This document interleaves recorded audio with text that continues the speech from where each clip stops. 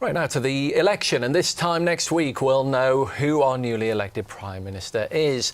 Whatever party they run, their inbox will be overflowing with demands and problems, from strikes in the NHS to the cost of living crisis. Indeed, some experts believe it will be years before significant changes will be apparent. Well, I've been speaking to students who'll decide the future of the party in power now and at the next election.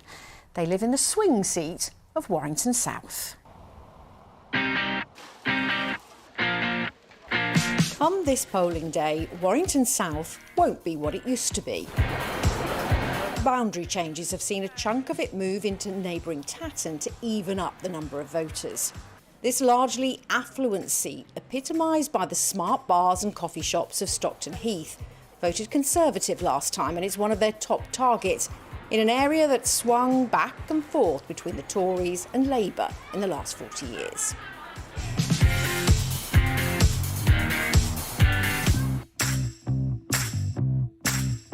We spoke to students at Priestley College, one old enough to cast their first ballot, others too young this time round.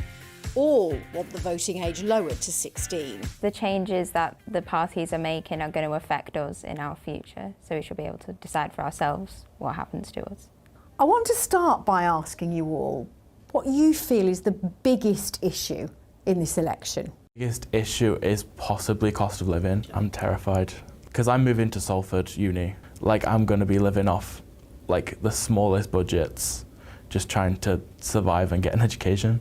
I work in a subway and we get regular homeless people coming in begging for food, and we can't provide it. Let's talk about social media. Surprise, surprise.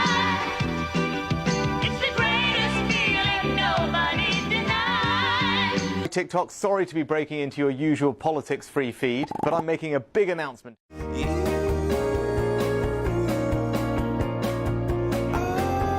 Parties are trying their best to try and get through to people of your age. Give it to me like...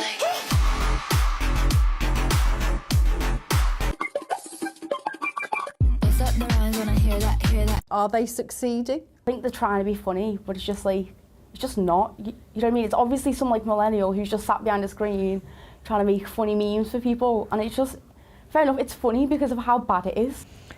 I do think it's quite embarrassing. Yeah, it is just petty. It's just back and forth between them, and we're getting no real kind of in-depth of what they're going to do to make change happen. Because we want them to be serious, and we want them to treat us seriously when they don't. So how confident do you feel about your own futures? Because everything's becoming so much more expensive, and getting a job and getting a house, it all just seems like a very far-fetched dream. Somebody who does want to go to university, does want to move out and wants to basically just have a bit of freedom on our own, I don't think I'm going to be able to do that. Because obviously there's things like Brexit that's happened where it makes it a little bit difficult for us to go to different countries and make potential working opportunities there. Do you think politicians are listening to you? Do you think they think you're important? Whoever's going to come out of this election on the 4th of July as Prime Minister, they need to get our generation on side. We're going to be voting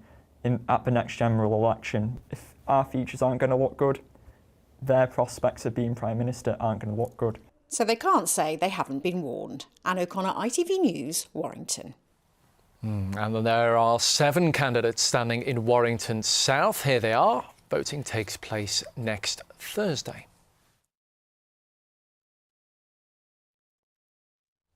Yeah, and thanks to everyone at Priestley College for helping us out on that piece.